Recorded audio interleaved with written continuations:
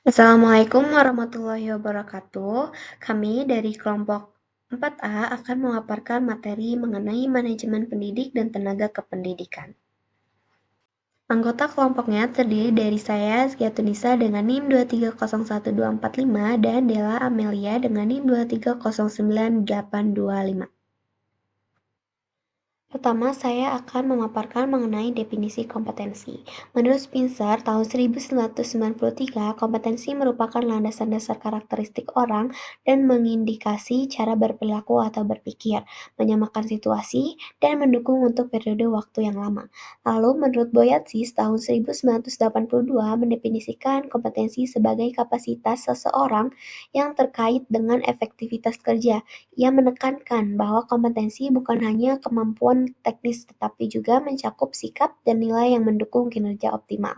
Lalu, menurut Wibowo, tahun 2016 menyatakan bahwa kompetensi adalah kemampuan untuk melaksanakan atau melakukan suatu pekerjaan atau tugas yang didasarkan atas keterampilan dan pengetahuan serta didukung oleh sikap kerja yang dituntut oleh pekerjaan tersebut.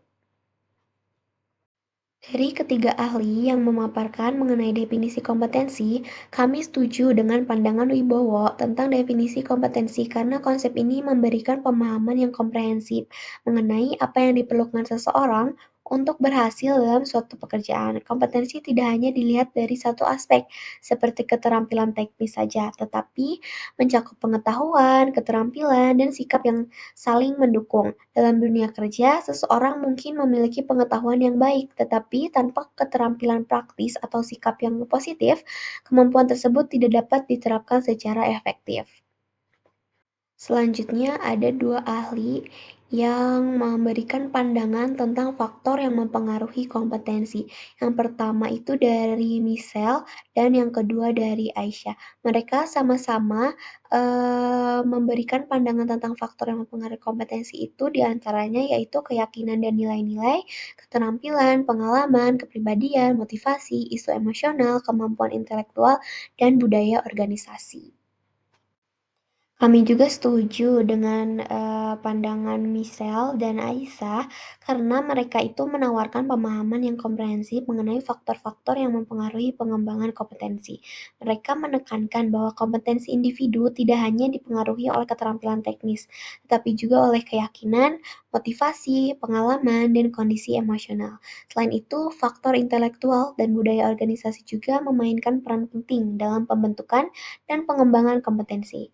Pendekatan holistik ini menggambarkan bahwa kompetensi dapat terus berkembang melalui pembelajaran berkelanjutan, motivasi yang tepat, dan lingkungan kerja yang mendukung, sehingga semua faktor ini saling melengkapi dalam meningkatkan kualitas dan efektivitas individu dalam dunia kerja. Selanjutnya ada 5 kategori kompetensi menurut Michelle tahun 2005. Yang pertama itu task achievement. Nah, ini tuh berhubungan dengan kinerja yang baik ditunjukkan oleh orientasi hasil, mengelola kinerja, efisiensi produksi, fleksibilitas, inovasi, peduli pada kualitas, perbaikan keberlanjutan, dan keahlian teknis.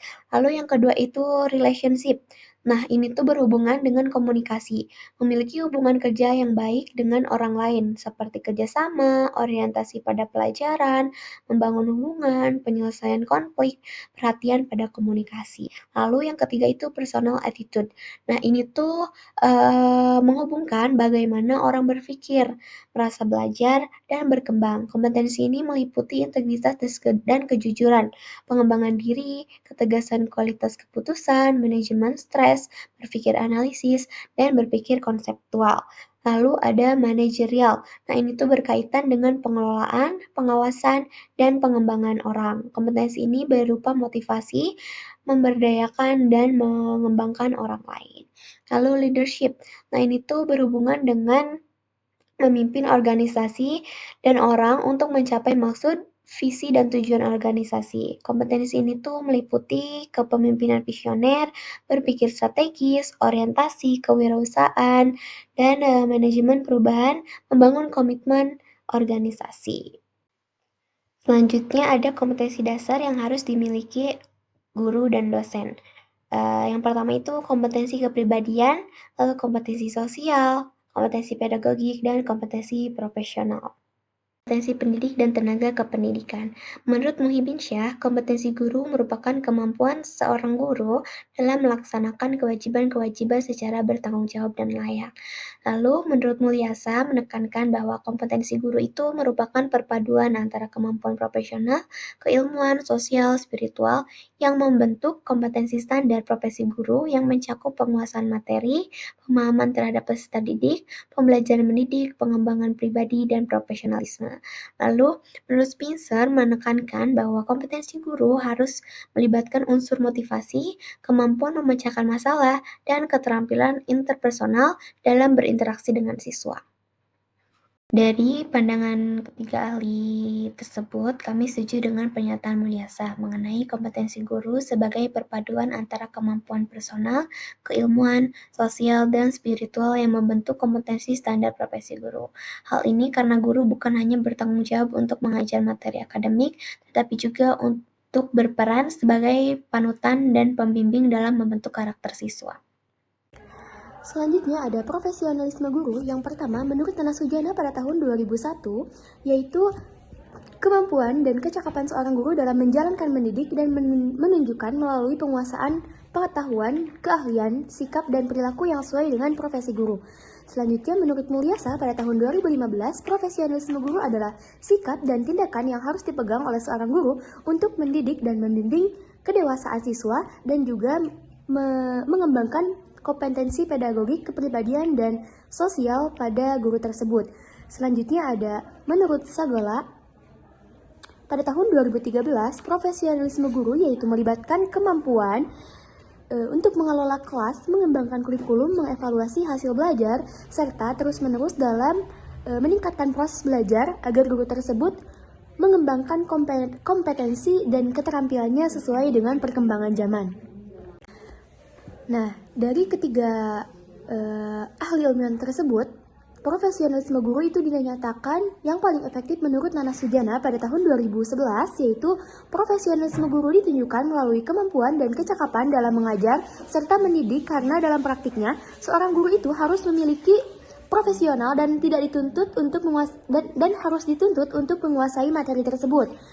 Penguasaan pengetahuan dan keterampilan menjadi dasar penting agar pembelajaran berjalan secara optimal.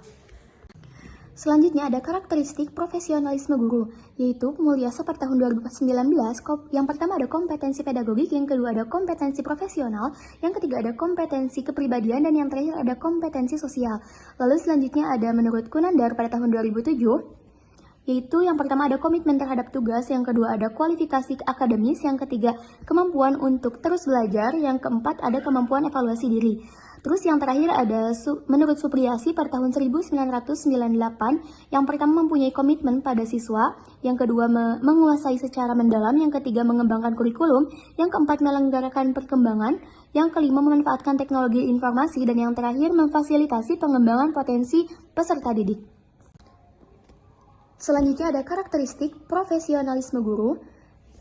Dari ketiga ahli di atas, yaitu kami setuju dengan pandangan Mulyasa yang menekankan pentingnya keseimbangan antara pengetahuan, keterampilan, kepribadian, dan interaksi sosial dalam profesi guru. Keempat kompetensi ini adalah fondasi siswa secara menyeluruh, baik dari segi akademik maupun dari perkembangan karakternya.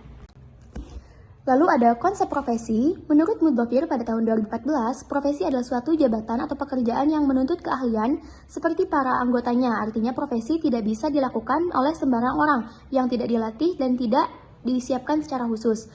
Lalu menurut Mawadah, profesionalisme adalah sebagai kata profesi yang diartikan bahwa menunjukkan suatu pekerjaan atau jabatan yang kesetiaan dan terhadap pekerjaan itu. Lalu menurut Tiller pada tahun 2002, profesi merupakan pekerjaan atau dapat juga berwujud sebagai jabatan dalam hierarki birokrasi untuk menuntut keahlian seorang guru terhadap pelayan atau terhadap masyarakat. Konsep profesi yang kami cenderung lebih setuju yaitu menurut Mudlofir, yaitu sebagai jabatan atau pekerjaan yang menurut keahlian khusus dan tidak bisa dilakukan oleh sembarang orang, dan fokus terhadap persiapan yang menunjukkan bahwa profesi memiliki standar yang harus dipenuhi oleh aspek yang penting di dalam banyak pekerjaan profesional. Selanjutnya ada dimensi kompetensi individu, Yang pertama ada task skill atau merupakan keterampilan untuk melaksanakan tugas dengan standar di tempat kerjanya. Lalu ada text management skill, yaitu keterampilan untuk mengelola berbagai tugas dari berbagai yang muncul. Yang ketiga ada context management skill, yaitu keterampilan dalam mengambil keputusan terhadap tindakan yang tepat apabila terjadi masalah di dalam pekerjaan tersebut. Yang terakhir ada job full environment skill, yaitu keterampilan untuk bekerja sama menciptakan suasana yang nyaman di lingkungan kerja. Lalu, dimensi kompetensi individu yang paling efektif yaitu untuk mendukung peningkatan karir atau learning skill, yaitu kemampuan untuk terus belajar dan memiliki perkembangan dalam beradaptasi lingkungan kerja yang dinamis. Lalu, dengan memiliki keterampilan belajar yang kuat, individu dapat bekerja dengan cepat dan memperbarui keahlian sesuai kebutuhan pasar atau bidang pekerjaannya, seperti komunikasi interpersonal, dan kemampuan menjual karena melalui pembelajaran individu dapat memperkuat dan mengasah kompetensi tersebut sepanjang karirnya. Selanjutnya, cara meningkatkan kompetensi dan profesionalitas, yaitu yang pertama ada selling skill, yang kedua ada interpersonal skill, yang ketiga ada communication skill, dan yang terakhir ada learning skill. Cara yang tepat untuk meningkatkan kompetensi dari profesionalitas itu, yaitu lebih efektif yaitu dengan learning skill, yaitu memungkinkan seseorang untuk terus berkembang dan beradaptasi dengan perubahan dan sukses dalam berbagai aspek karir, termasuk menjual dan berkomunikasi dan membangun hubungan interpersonal dengan belajar. Individu dapat menjadikan itu sebagai fondasi yang paling penting di dalam kesuksesan jangka panjang. Mungkin cukup sekian presentasi dari kelompok kami. Wassalamualaikum warahmatullahi wabarakatuh.